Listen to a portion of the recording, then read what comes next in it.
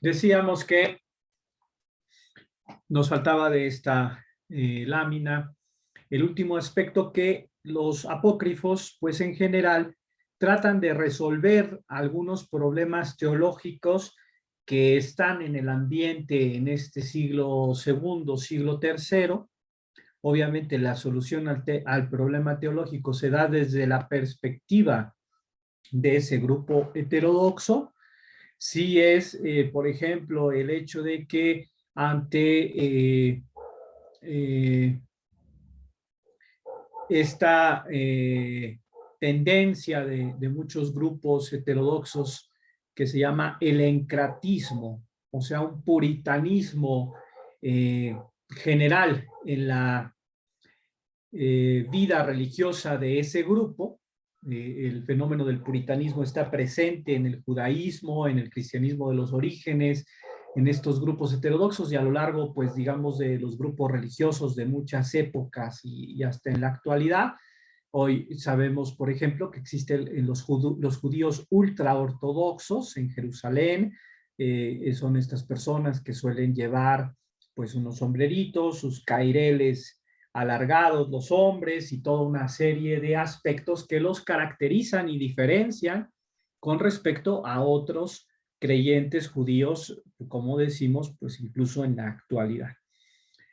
Entre el encratismo, pues hay toda una serie de justificaciones que se buscan realizar a través de las narrativas, de escenas, de ampliaciones literarias que encontramos en los textos apócrifos a través de los personajes neotestamentarios, Jesús de Nazaret, o incluso pues personajes creados, como digo,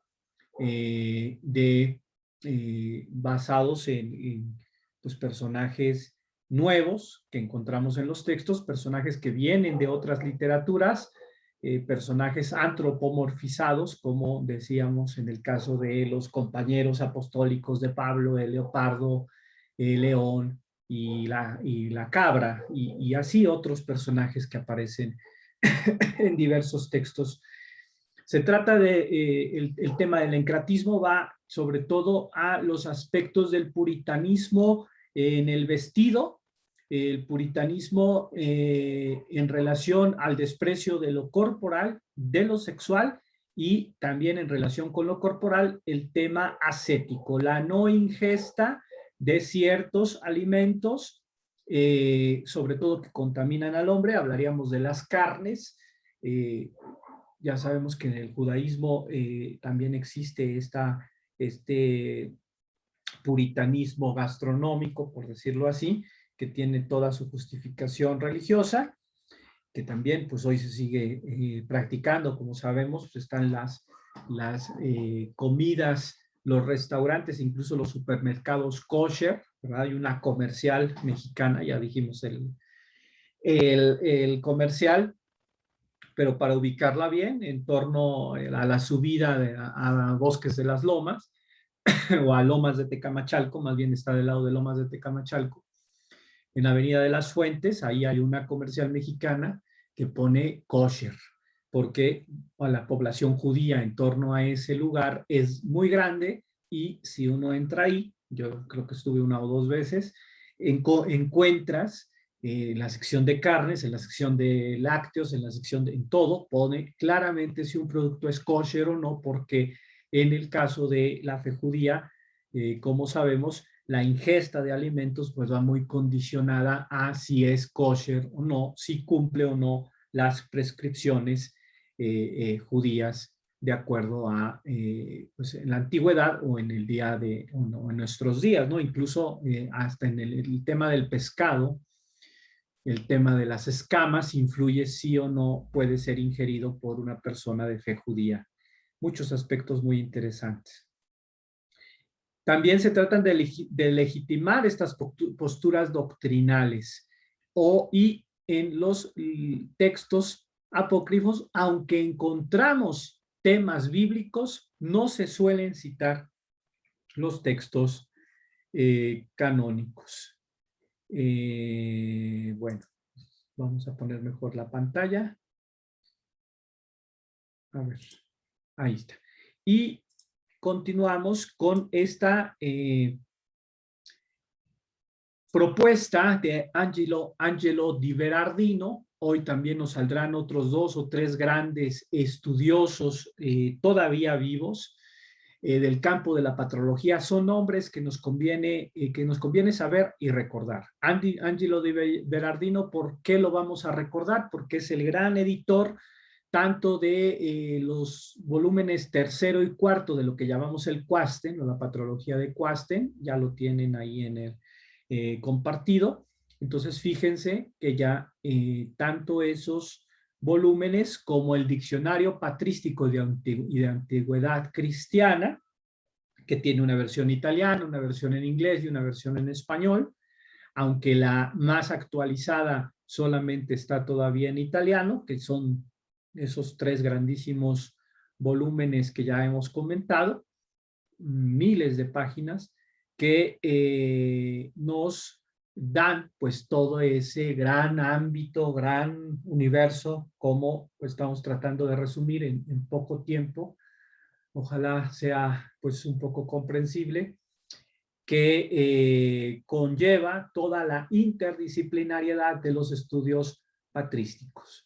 El campo filológico, el campo de las lenguas, el conocimiento de las lenguas, griego, latín, copto, como estamos viendo hoy, otras lenguas, el siriaco, armenio, georgiano, gótico, algunas de las otras lenguas antiguas, árabe, paleoeslavo, y que para este campo específico del estudio de los apócrifos sí es requisito, en muchos casos a veces indispensable, porque muchos de estos textos apócrifos a veces solo se han conservado en esas lenguas que hemos mencionado y en varios casos o en muchos casos no se han conservado ni en latín ni en griego por diversas circunstancias. Di Berardino nos hace esta propuesta para hacer el análisis de los apócrifos, teniendo en cuenta que lo que nos decía antes Schnellmelker, que tenemos que analizar cada texto de forma independiente. Tenemos que considerar, hay esta especie de 5 grandes pasos, el tema del que trata ese apócrifo, porque ya dijimos que pueden abordar una o diferentes temáticas o problemáticas, justificar los vacíos, justificar la teología o la praxis de ese grupo que está generando el texto apócrifo. Hay que tener en cuenta el lugar de la proveniencia del texto, que puede ser a veces el ámbito romano, como ya hemos visto para Pastor de Hermas, o decíamos, en el caso de Diogneto no se puede determinar, el caso de Bernabé, de la epístola de Bernabé, pues puede ser un ámbito alejandrino, aunque a veces no queda claro, en otros textos sí queda mucho más claro.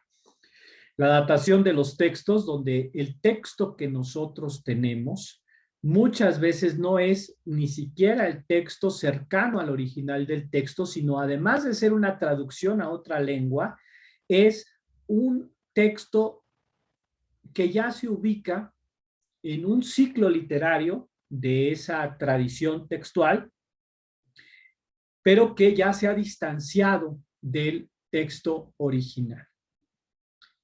Ya veremos un poquito más esto ahorita con un ejemplo.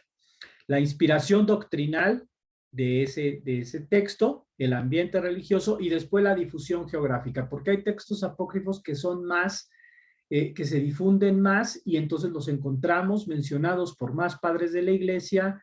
A veces hay textos apócrifos y gnósticos que son más importantes, lo distinguimos porque los conocen, Ireneo, como veremos, o los conoce Orígenes y encontramos esas valoraciones positivas o negativas de Orígenes, o incluso en la gran historia eclesiástica de Eusebio, como ya hemos mencionado y seguiremos mencionando a lo largo de nuestras clases.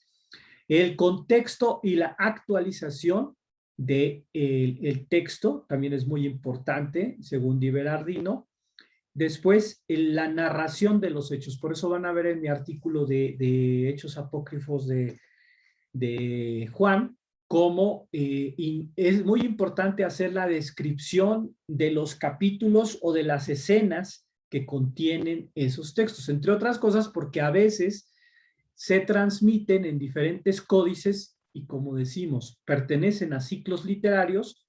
Entonces técnicamente a veces no hay un códice que sea igual a otro porque han sido recibidos por otra comunidad y esa otra comunidad les ha añadido capítulos, les ha añadido escenas.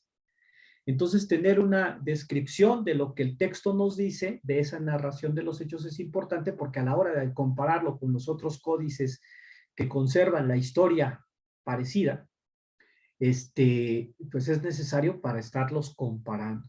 Esto no es nada del otro mundo, para decirlo pronto y bien, porque en la tradición literaria, más bien en las tradiciones orales, pueden estar recordando ustedes ahora algún caso pues del mismo Homero o de Hesiodo o de algún otro autor. Hay tradiciones orales que por ejemplo, los textos órficos también es un caso muy interesante de esto. Las tradiciones orales se van plasmando de forma escrita, de forma diferente en los diversos testigos o en los diferentes textos, en cuanto, por ejemplo, los textos órficos, como sabemos, pues aparecen en textos religiosos o en colecciones religiosas, las tablillas de oro y todas estas cosas, ¿verdad? O las láminas de oro que se llaman. Y que pues no son iguales. Por eso tenemos que ver las antologías de estos textos para hacernos una idea y ver cómo también una tradición literaria o una obra literaria evoluciona dentro de los diversos grupos religiosos, en este caso heterodoxos o gnósticos, que van modificando estos textos.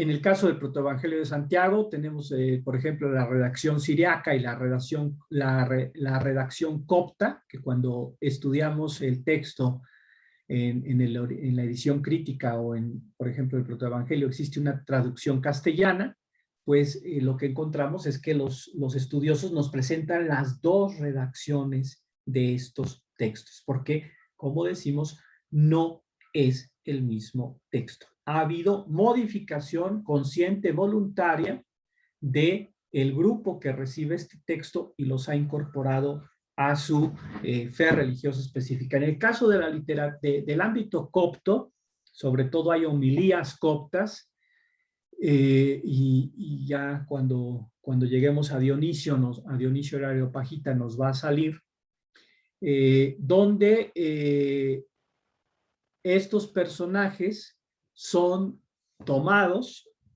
Hay textos de esta literatura que son tomados, pero después, sobre todo en el ámbito copto, de las homilías, que son homilías a veces muy largas, que incluso podían durar días, porque la liturgia copta a veces dura días enteros o incluso semanas. Es muy interesante también todo esto. Y pues entonces son textos que entran al imaginario cultural de estos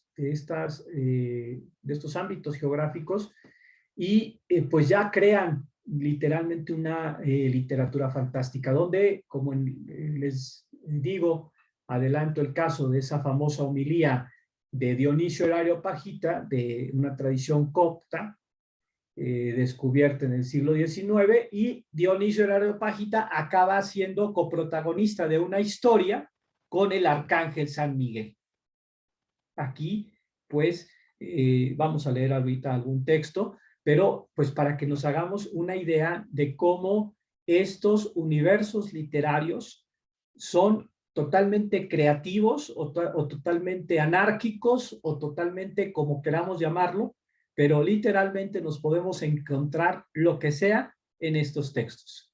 Entonces ya no es la discusión apologética de la época de la modernidad, donde discutir si un apócrifo es un texto perdido o oculto por la iglesia o por los papas o por quien queramos, para que no se supiera. Dentro de estas análisis académicos del siglo XX y XXI de estos estudiosos que un servidor les está proponiendo, precisamente la idea es ver qué dicen los textos para comprender a aquellas comunidades y aquellos autores de estos textos y el por qué, sin a veces preocuparles tanto estarse, perdón por la expresión, peleando con Roma para imponer sus Biblias, sino que ellos pues viven estas realidades. Por eso digo, es importantísimo conocer los conceptos. Los coptos viven ahí perdidos dentro del delta del Nilo, siguen hoy hasta nuestros días como una iglesia muy autocéfala, muy imbuida en sus tradiciones, en sus ideas, sin mayor preocupación de que les califiquen como herejes o heterodoxos, quien sea. Ellos viven ahí.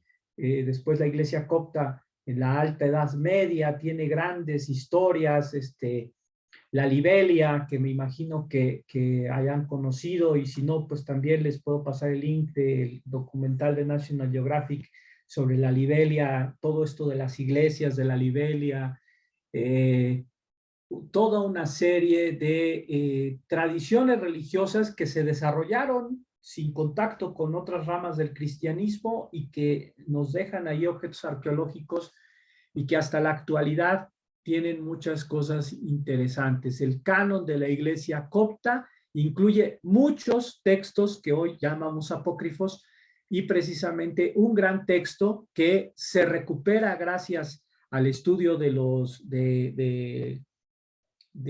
ámbito de la iglesia copta, que se da del siglo XIX en adelante. Se recuperan muchos textos, se recuperan muchos códices, muchos objetos, y después viene Nag Hammadi, pero ya desde finales del XIX y principios del XX hay también un gran auge de los estudios sobre la iglesia copta y aparece otro gran texto que es el libro de Enoc, un ciclo literario. No podemos hablar que sea un solo texto, son al menos 5 grandes obras fusionadas en un ciclo literario, que es un libro canónico para la iglesia copta y que después nos ayuda a comprender lo que se descubre a mitad del siglo XX, tanto los textos de Nag Hammadi como en años muy cercanos, 45 y 47, aparece Qumran, aparece Nag Hammadi,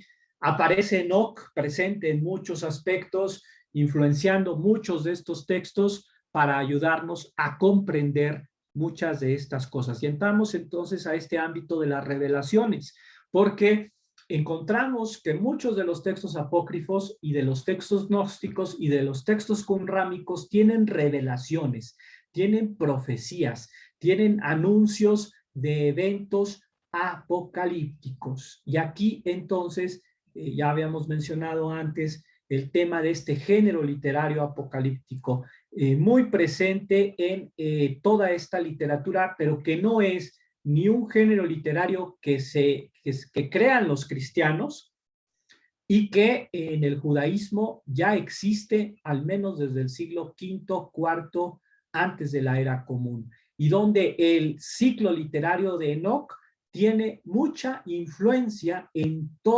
muchos de los apócrifos del Antiguo Testamento, muchos de los apócrifos del Nuevo Testamento, especialmente en los llamados Apocalipsis. Ahora les voy a enseñar el gran libro de los Apocalipsis de Piñero, nada más para que veamos una probadita de todo esto, ¿no? También es un mito historiográfico pensar que el Apocalipsis de Juan es una novedad cristiana y que lo que se contiene ahí, perdón por la expresión, se le ocurrió a Juan.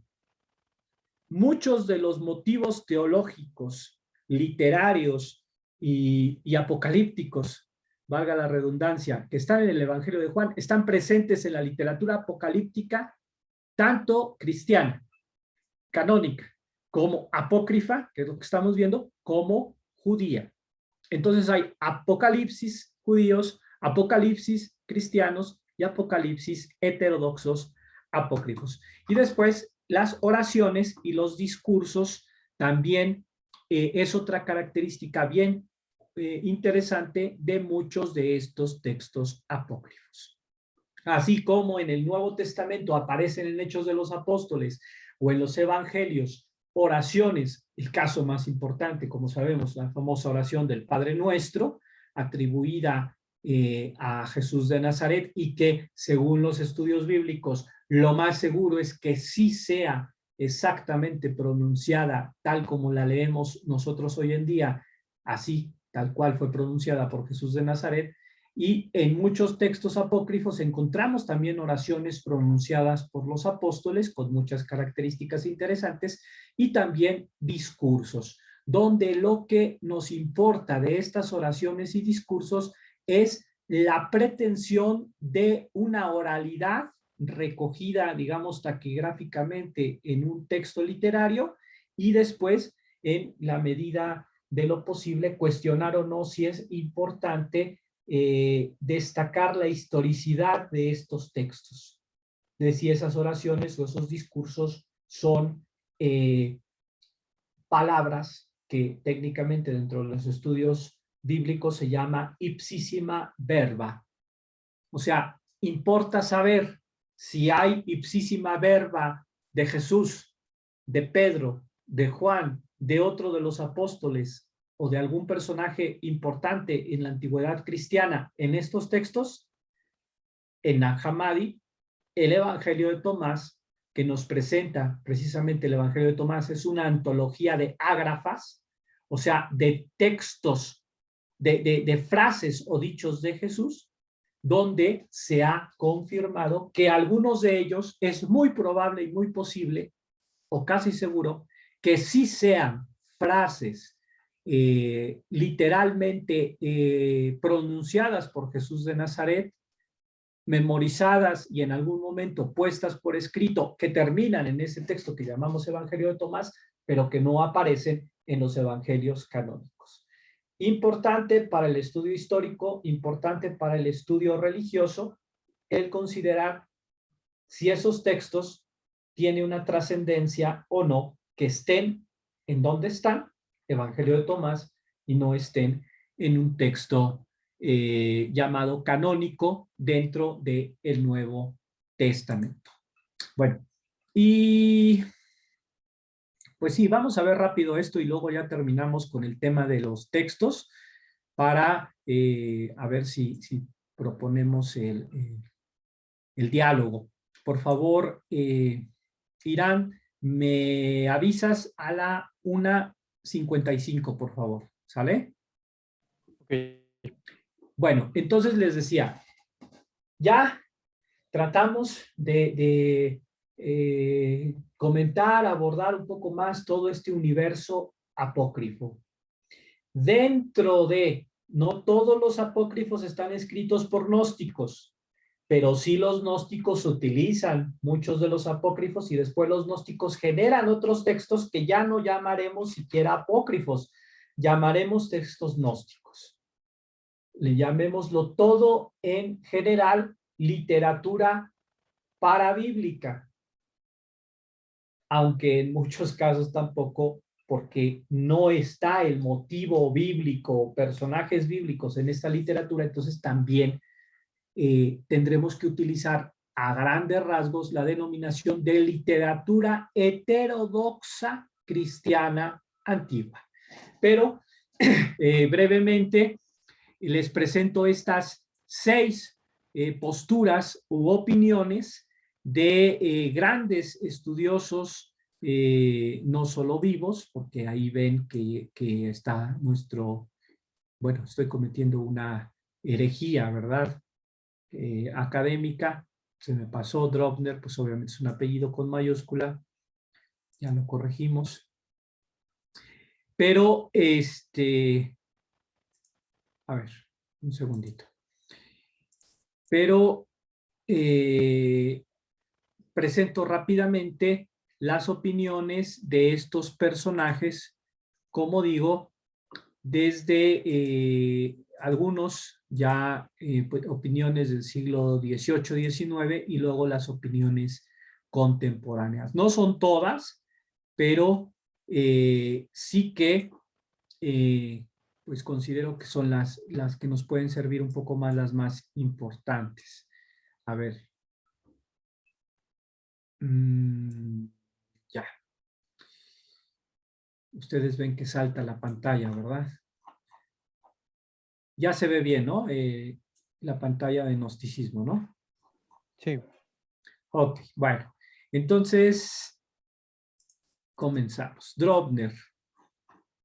Drovner, a grandes rasgos, define el gnosticismo como el movimiento más poderoso y amenazador por su formulación fascinante, más o menos, como hemos visto, desde todas esas características que hay que tener en cuenta para entender un texto apócrifo, que la ortodoxia o la gran iglesia enfrenta o con la cual convive en el siglo II y siglo III. Los gnósticos se autodefinen así, como los que tienen el conocimiento. Ya vimos que precisamente apócrifo dentro del gnosticismo significa pues ese texto sagrado o revelado que solo probablemente pueden conocer unos elegidos, y que a grandes rasgos la palabra gnosticismo define muchos sistemas filosófico-teológicos con todas esas características que vimos, la mayoría de ellos, pero que luego son diferentes entre sí. A grandes rasgos, en la siguiente pantalla está relacionado, pero ya lo dice Drovner, es una característica que sí hay que tener muy en cuenta. El gnosticismo en rasgos generales es una doctrina de redención que camina de forma paralela con el cristianismo y el judaísmo, que también plantean la idea de redención, o al menos el judaísmo tardío sí lo hace, y que tiene elementos más antiguos que el cristianismo.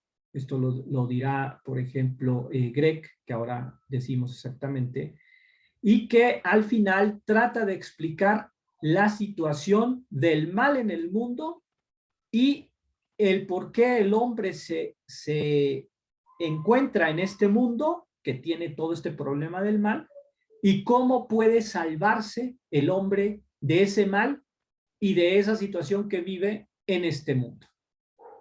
Entonces es una doctrina de redención, un elemento, digamos, común para muchas doctrinas o creencias religiosas, tanto en la antigüedad como en la actualidad. En el escenario que nos encontramos, pues seguramente también muchas personas se plantean una idea de por qué está pasando esto en el mundo, que es un mal objetivo para muchas personas en cuanto que se ven enfermas y fallecen, por qué estamos pasando lo que estamos pasando y qué posibilidad hay de escaparnos de esto o salvarnos de esto. Entonces, en nuestro ámbito actual, como en todos los ámbitos y escenarios que la humanidad ha vivido, pues una doctrina de redención como el gnosticismo pues puede tener muchísima aceptación por las personas de su época. Aquí en la segunda teoría, la segunda gran postura en torno al gnosticismo del gran Harnack, o este estudioso de las doctrinas religiosas, que también tiene un libro sobre en la editorial Ciruela, si no recuerdo mal, este Puig y este Schrader, poco menos conocido. Ellos dicen que el gnosticismo es una reelaboración del cristianismo con elementos helénicos. Creo que está bastante fácil de entenderlo así. Específicamente, Puig dice que el gnosticismo es una orientalización del cristianismo o una helenización de religiones orientales, también entre las cuales estaría el cristianismo. O sea, para decirlo de una forma poco académica, para Harnack, Puig, el gnosticismo es una especie de licuado de doctrinas religiosas, entre las cuales pues hay ingredientes orientales, cristianos, pero filtrados con un aditivo de helenismo.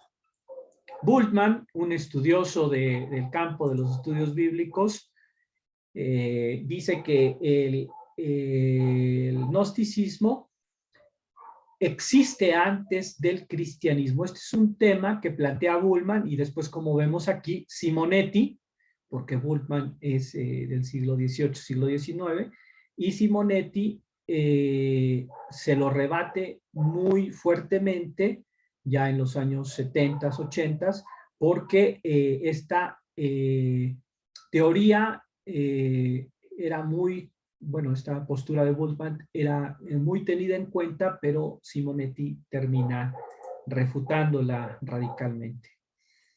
Entonces, hay que distinguir, según Bultmann, una cristología alta y una cristología baja para distinguir el tema del Redentor. Ya dijimos que en general todo el mundo acepta que el gnosticismo es una doctrina de redención. Ahora el problema es, ¿cuál es el Redentor? Pues dice Bultmann, es muy fácil, hay que ver cuál es el Redentor desde una cristología alta y desde una cristología baja, porque en los textos apócrifos gnósticos encontramos la figura de Jesús a veces como un gran Redentor que hace milagros, que hace cosas, y por ejemplo en los evangelios de la infancia de Jesús, Jesús es un niño superpoderoso que porque se enoja y le destruyen su pajarito de barro, pues fulmina al niño travieso que estaba jugando con él y que no le gustó que después le destruyera su pajarito de barro, ¿no? Y cosas del estilo. En cambio, hay otros textos apócrifos, y en los gnósticos de Nag Hammadi se distingue muchísimo, donde el Redentor no es ni siquiera la figura de Jesús. Entonces, por eso, en el siglo XX, Simonetti y otros dicen que la teoría de Bultmann de identificar al Redentor con Cristo en el gnosticismo no es exacta. No siempre el Redentor del gnosticismo es la figura de Cristo o la persona de Jesús de Nazaret.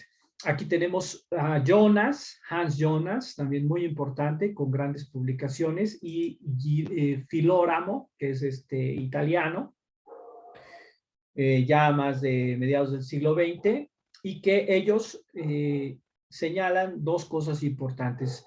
También, Jonas sí sigue diciendo que el gnosticismo es un fenómeno precristiano, pero dice que hay que fijarse muchísimo en el lenguaje simbólico porque, y mitológico del gnosticismo, porque en realidad se está planteando como una nueva religión paralela o como superación del cristianismo antiguo, como dijimos, con el que está compitiendo y con el que está conviviendo en ese siglo segundo, siglo tercero. Y lo que Filóramo propone, que Simonetti y Grec, quinto y sexto estudioso académico, toman muy en serio, es que hay que hacer un redescubrimiento del gnosticismo, pero desde posturas mucho más científicas, no solo desde el ámbito bíblico, sino desde el ámbito filológico, como decíamos, el tema de tener muy en cuenta la traducción de los textos, no solamente irse a los originales latinos y griegos donde allá existen, sino tener muy en cuenta los originales coptos, como los estudios de Nag Hammadi así lo demuestran, porque hay que saber primero qué dicen los textos para después interpretarlos. Simonetti, y es una de las posturas académicas más actuales y vigentes, es que dice que el gnosticismo sí es una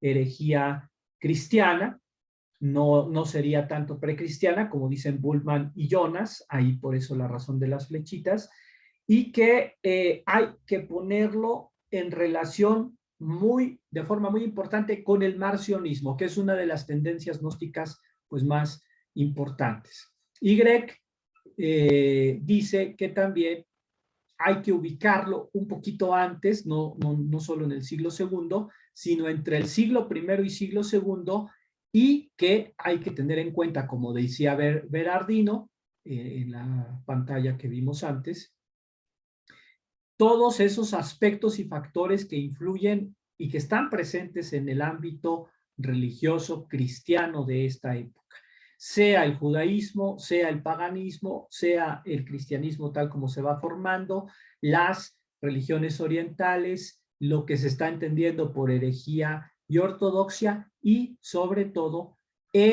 los elementos platónicos. De otras religiones sí hay elementos, pero también sobre todo los elementos del platonismo. Y pues aquí terminamos con estos, en base a todo lo que hemos explicado. Habría que tener muy en cuenta, si quieren, pues bueno, va a estar en el video, lo pueden revisar ahí. Estos grandes son en realidad 8 aspectos como motivos ideológicos del gnosticismo. Los de arriba tienen que ver con el texto bíblico o el judaísmo y el cristianismo, y los de abajo tienen que ver con el ámbito helénico. O sea, para comprender más el gnosticismo hay que tener en cuenta esa escatología, la revelación o el tema de la redención dentro de la literatura apocalíptica judía y todos los efectos que tiene. Dentro del ámbito bíblico, la definición de sabiduría y divinidad, que también pasa por el filtro de Qumran. El tema que tiene que ver con la literatura, de cómo se desarrolla esta exégesis alegórica, muy importante entonces la figura de Filón de Alejandría ahí, que es del siglo I, que estaría influenciando no solamente a los padres de la iglesia, no solo a los cristianos, sino también a los autores apócrifos, aunque la mayoría sean desconocidos en su nombre o en su biografía para nosotros, pero sí que influye mucho la exégesis alegórica de Filón en todos estos textos. Y como ya decíamos, sí, la concepción cristiana, como dice Simonetti, una herejía cristiana del Redentor. Tener en cuenta, como ya dijimos, los mitos de los cultos mistéricos, mitraísmo y otros, como dijimos, doctrinas órfico-pitagóricas con el tema de la dualidad esencial del hombre, el tema del bien, el tema del mal, el tema de la transmigración de las almas, que viene de todas estas doctrinas helénicas o griegas, y que no es cristiano. Ahí hay un tema muy interesante que abordar. Después entran ciertas cosas al cristianismo, las doctrinas aristotélicas de las entelequias, y después, ya decíamos, el ámbito persa, iranio, de las fuerzas espirituales, el zoroastrismo, mucho zoroastrismo por ahí. A grandes rasgos, queda un minuto, el gnosticismo, ¿qué es? Pues la fe en un Dios desconocido y trascendente que no tiene relación con el mundo. En ese sentido se parece mucho al sumo bien o al eón platónico, neoplatónico, ¿no? Como no tiene relación con el mundo, este Dios desconocido crea a un demiurgo muy importante. Aparece este demiurgo, esta figura, se menciona en los textos apócrifos y gnósticos, que en algunos textos es el Dios del Antiguo Testamento y a veces no, y que es separado de Dios, el demiurgo, al caer en el pecado antes de la creación del mundo. Entonces ahí surge parte de un tema bíblico, pero ya desarrolla una teología propia.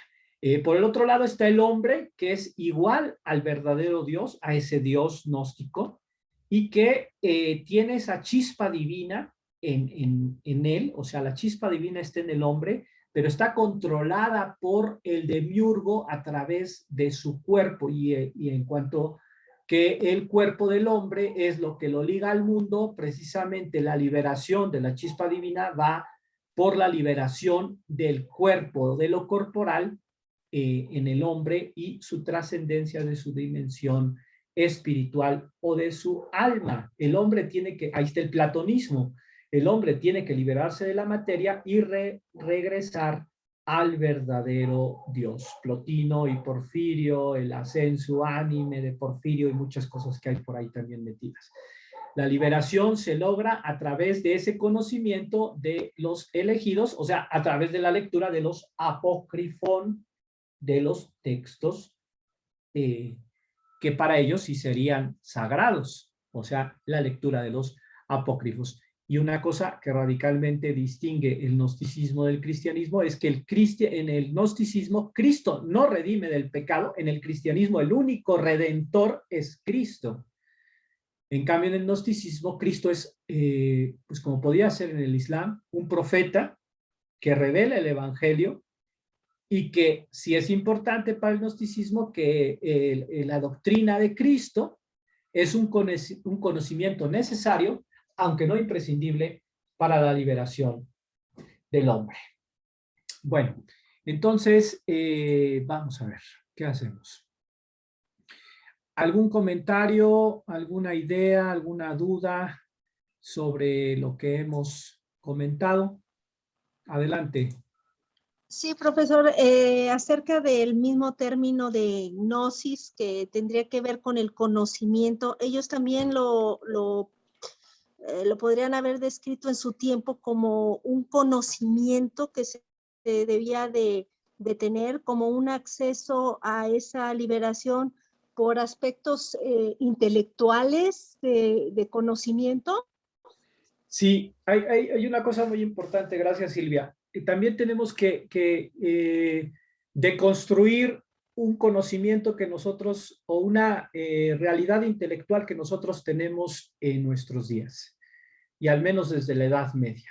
Para estas personas y para todo cristiano, no existe hasta mucho después el concepto o la división entre filosofía y teología.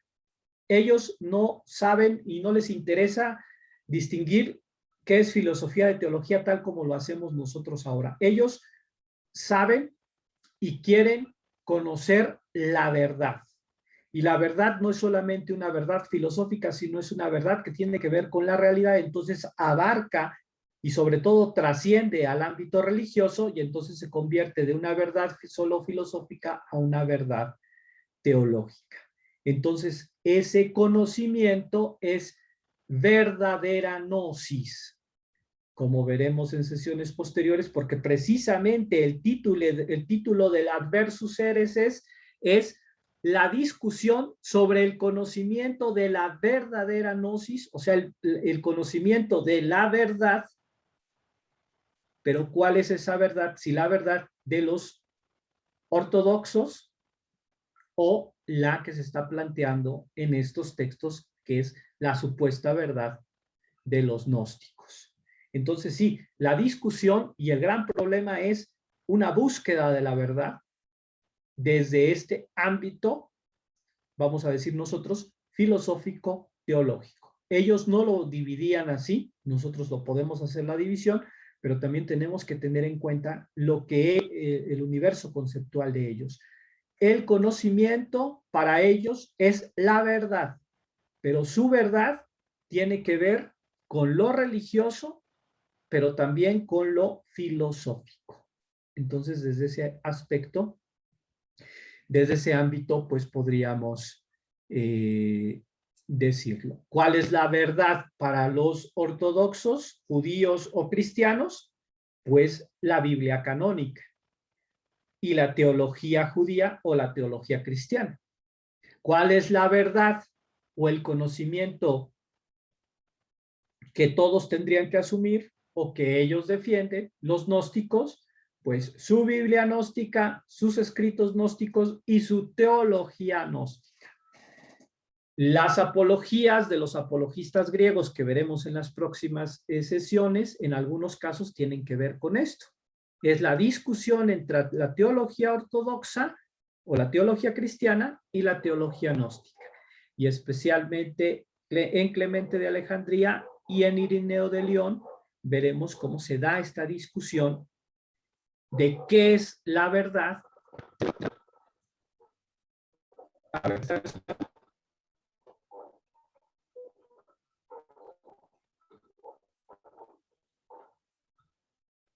Dejé de hablar, ¿me están escuchando? Ahora sí. Ok, sí, vi que no había pasado, parece que sí me está diciendo el sistema que ya me calle, porque ya es hora. Entonces, sí, decía que al final Los cristianos creían que ellos tenían la verdad y su filosofía y su teología era la verdad. Y por eso la defendían ante paganos o ante gnósticos.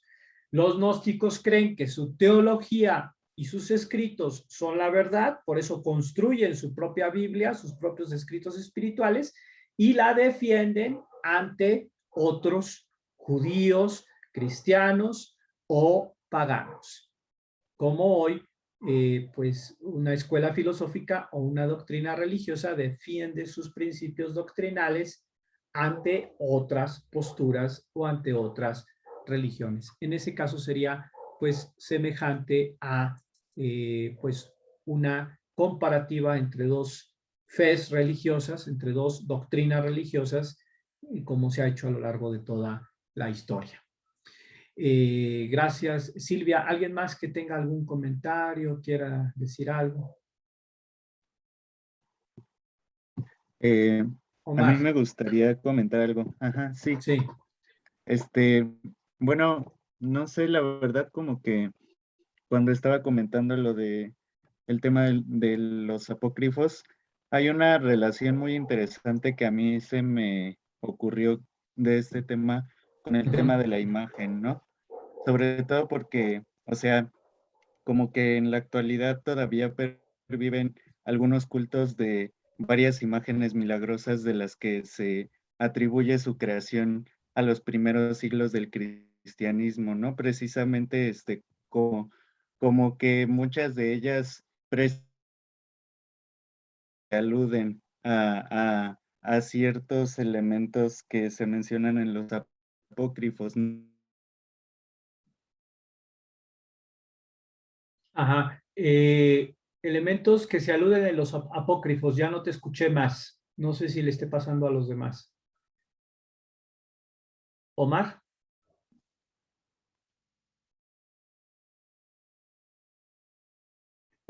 ¿Alguien está escuchando a Omar? No, ya no se Ya escucha. ya no se escucha. A ver, Omar, si nos ayudas, no te escuchamos hasta donde dijiste elementos presentes en los apócrifos. O si no lo puedes escribir. Y te voy comentando lo que logré captarte. Sí, claro que hay pues toda una serie de elementos simbólicos que se van construyendo en el cristianismo antiguo. Si lo quieres escribir en el chat, por favor, Omar, lo que te haya faltado, y que también van quedándose en todas estas comunidades heterodoxas y que van teniendo después pues una cierta influencia en lo que llamamos la religiosidad popular. Religiosidad popular que no solo es del ámbito cristiano, que es a lo mejor lo que nosotros conocemos, sino que tiene que ver con las otras grandes religiones. Lo que pasa es que a lo mejor, pues como no nos ubicamos en esos contextos geográficos, no estamos tan familiarizados con ellas, pero hay muchos elementos de religiosidad popular en el judaísmo y en el islam, incluso en un curso que está desarrollando en otra institución, abordé el caso específico de la figura del profeta Daniel, que está presente en narraciones y en la historia de los pueblos musulmanes, donde existe la tradición de que el cuerpo del profeta Daniel ha sido custodiado durante siglos en Basora, Afganistán, Irak, todo esto que después desafortunadamente surge en nuestra actualidad con temas muy dramáticos y desagradables, de guerras y todo esto, pero y que después en tradiciones musulmanas, reliquias del cuerpo de Daniel han acabado hasta en Samarcanda. Y esto aparece después mencionado por un viajero medieval y en su texto, el texto de Benjamín de Tudela, encontramos todas estas historias y todas estas referencias a través de, como digo, textos medievales. El tema de las reliquias, el tema de imágenes milagrosas, de objetos milagrosos, el tema de los amuletos, que provienen muchos del ámbito alejandrino, pero hay amuletos tanto judíos como cristianos y gnósticos.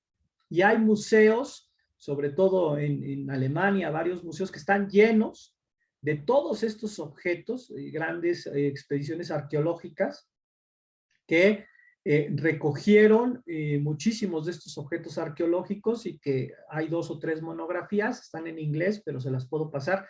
Siempre surge un poquito, todos los años cuando hablamos de esto surge, y qué bueno que surja el interés por parte de ustedes. Entonces ya les mandaré estas 2 monografías, o al menos una, donde pues podemos ver estos amuletos con símbolos judíos, con textos de los salmos que se ponían los judíos en la frente, o que llevaban, así como nosotros llevamos, con todo el respeto del mundo, ¿verdad? Nuestras, ¿cómo se dice?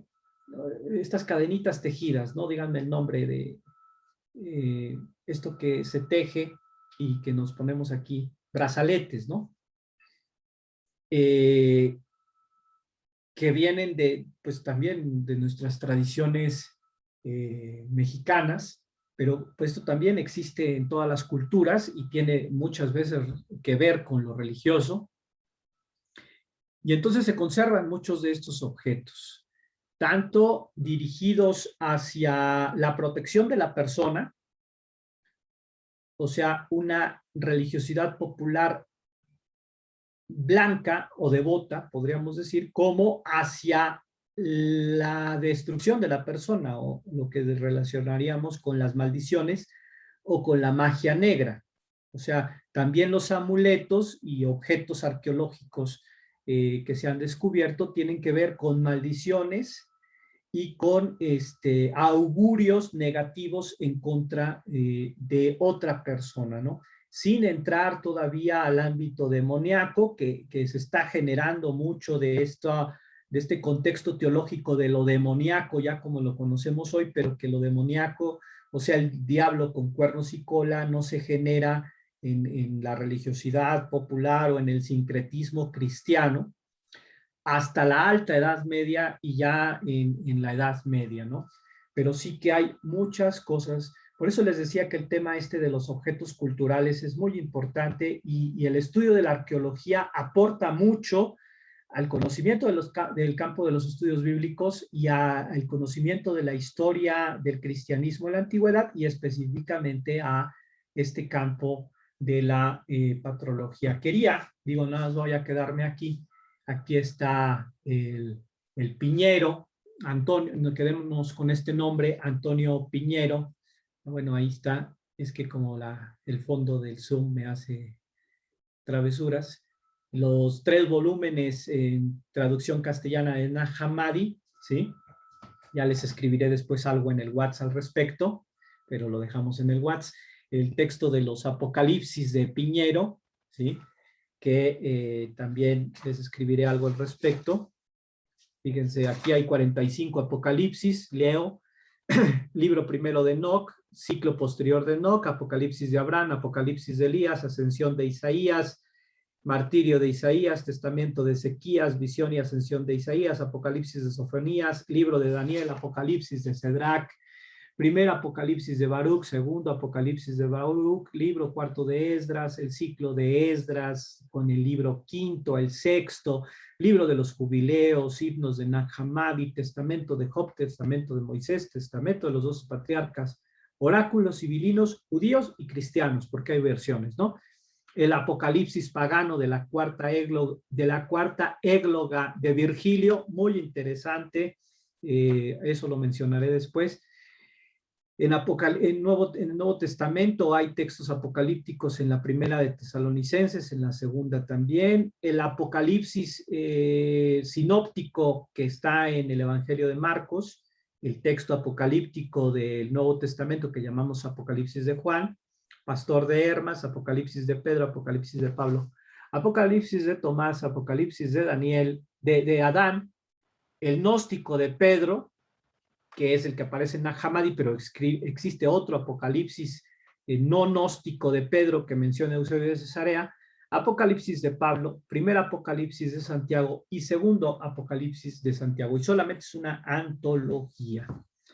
Entonces, pues sí, es una clase dedicada a esto, pero esto pues da para un curso entero. Un servidor quiere proponerlo como un seminario, como un papit, y a ver qué interés surge en ustedes, y si no, a ver si en otra de las licenciaturas de la facultad ya me dieron una orientación por ahí, planteamos el curso de apócrifos. Y pues bueno, siempre, y les agradezco mucho su atención, su paciencia, siempre surge mucho interés por parte de ustedes, pero sobre todo desde nuestro campo de estudio tenemos ahí minas de oro desconocidas, que tenemos ahí un campo grandísimo por explorar. Claro que da para una tesis de licenciatura, maestría y doctorado. García Bazán es un estudioso argentino que lleva todo esto en una universidad de allá de Argentina, ya se los pondré en el WhatsApp también, y que hoy en día en Argentina y en Chile se están realizando grandes estudios a nivel de universidad sobre los textos apócrifos. Incluso del canal de la AIEP, la Asociación Internacional de Textos Patrísticos, les voy a mandar un video de este estudioso que vale mucho la pena para quien quiera profundizar. Y también dejo dicho, como lo hago cada curso, si alguno de ustedes quiere trabajar sobre un texto apócrifo que ya vieron, o sea, ahorita mencioné 45 textos que son solo Apocalipsis, quedan evangelios, quedan cartas, quedan hechos apócrifos de los apóstoles. Si alguno quiere trabajar sobre uno de estos textos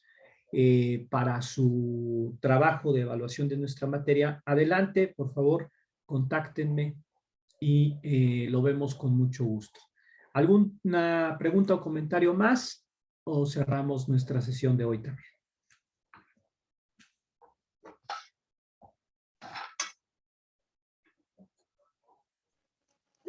Nada más, doctor, acerca de el idioma en que están escritos, están en sus lenguas originales y ya ningún original o copia fue encontrada en griego. No, es el principio de Snellmerker. Hay que ir texto por texto. En algunos casos tenemos originales griegos, en algunos casos como tenemos que plantear un bilingüismo donde probablemente el original griego y el original latino son contemporáneos, o sea, están siendo generados al mismo tiempo, o la traducción latina es inmediatamente después, o sea, hablamos en un plazo inferior a los 10 años de la traducción latina con respecto al original griego. Esto lo vamos a ver cuando veamos a Atanasio y la Vita Antoni. Por favor, me lo recuerdan, aunque lo tengo que exponer. Es otro caso grande de una traducción de un original griego a latino en un periodo muy corto de tiempo, lo cual nos lleva a un escenario como el de la literatura actual. O sea, sabemos que un literato actual escribe en inglés o en español, y inmediatamente las grandes editoriales hacen traducciones, y a veces una obra se lanza al mismo tiempo en varias lenguas. Entonces también tenemos que pensar esto en estos escenarios de esta literatura, porque por la misma razón que hoy un texto contemporáneo es un bestseller, estos también son bestsellers. Estos textos, en muchos casos, podremos decir que circularon incluso más que textos patrísticos de los que hemos visto. Fueron más leídos por cristianos ortodoxos o heterodoxos, en muchos casos, que textos canónicos o que textos patrísticos. Por eso después Ireneo ya, como veremos, alerta sobre su lectura.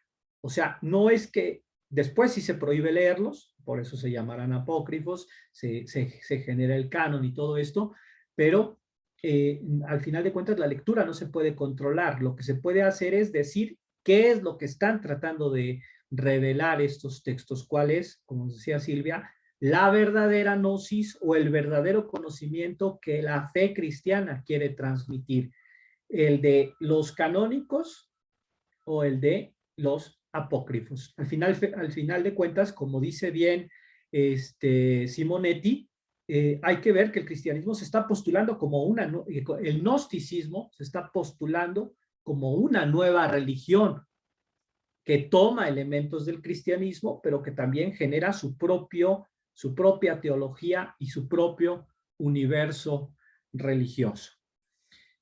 Gracias. ¿Algún comentario más?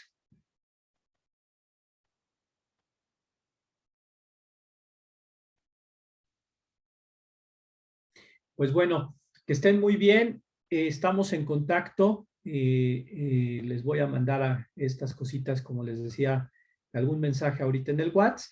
Espero que en la noche ya esté la sesión en el canal de YouTube y el acertijo hasta el viernes. Que estén bien, cuídense mucho. Nos vemos la próxima semana y tratemos de activar el chat en la plataforma o en el WhatsApp. No me dejen tan abandonado. Gracias. Que estén muy bien. Hasta luego. Está bien, Gracias. Gracias, profe, que esté muy bien. Muchas gracias. Hasta luego.